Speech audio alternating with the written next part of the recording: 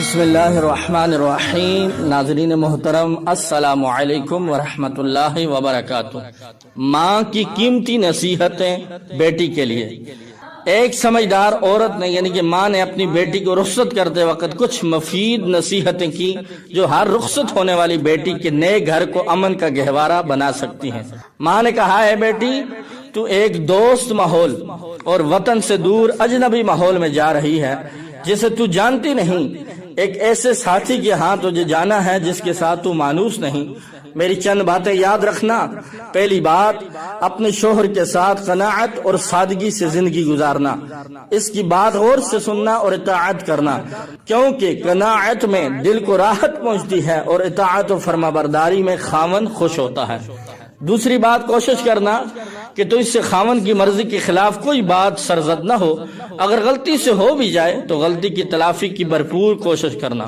تیسری بات یہ کہ خوب بناؤ سنگار کرنا، مگر صرف اپنے خاوند کے لیے۔ تیرے خاوند تجھے صاف ستھرے اور مہکتے لباس میں ہی ملبوس دیکھے۔ چوتھی بات، اس کے کھانے کے وقت کا خیال رکھنا، سونے کے وقت بھی اس کے آرام کا خیال کرنا، کیونکہ بھوک کی شدت ناقابل برداشت ہوتی ہے اور نیند سے اچانک جگانا غصے کا سبب ہوتا ہے۔ ہمیشہ اس کے مال کی حفاظت کرنا، اس کو اپنا مال سمجھنا اور اسے صحیح جگہ خرچ کرنا اور فضول خرچی سے بچتے رہنا۔ اس کے رشتہ داروں اور خاندان کا لحاظ رکھنا، کیونکہ مال کی حفاظت حسن تربیت اور رشتہ داروں اور خاندان کی رعایت حسن انتظام کی علامت ہے۔ اس کے رازوں کو ظاہر مت کرنا، یعنی گھر کی بات کو گھر تک رکھنا، باہر کسی غیر سے مت کرنا کہ یہ باتیں تم دونوں میں جدائی کا سبب بن سکتی ہیں۔ اس کے حکم کی نافرمانی نہ کرنا، اگر نافرمانی کی تو اس کے غصے کو بھڑکا دے گی اور یہ چیزیں تیرے لیے انتہائی نقصان کا باعث ہو سکتی ہیں۔ تجھے اچھی طرح معلوم ہونا چاہیے کہ یہ تمام چیزیں تو اپنے خاوند سے اس وقت تک نہ حاصل کر سکے گی جب تک کہ تو تمام معاملات میں اپنے خاوند کی خواہش اور رضا کو اپنی مرضی پر ترجیح نہ دے۔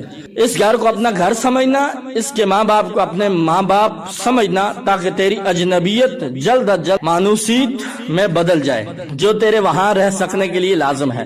اللہ تجھے اپنی رحمت کے سائے میں رکھے اور تم دونوں کے دلوں میں ایک دوسرے کی محبت ڈال دے۔ اللہ تعالی ہر بیٹی کے نصیب کو اچھا کرے، آمین بجاہ النبی الامین صلی اللہ علیہ وسلم۔ ناظرین محترم، یہ خوبصورت نصیحتیں ایک ماں کی اپنی بیٹی کے لیے، اس واقعہ کو ضرور سنیں اور اپنے دوستوں کے ساتھ ضرور شیئر کریں۔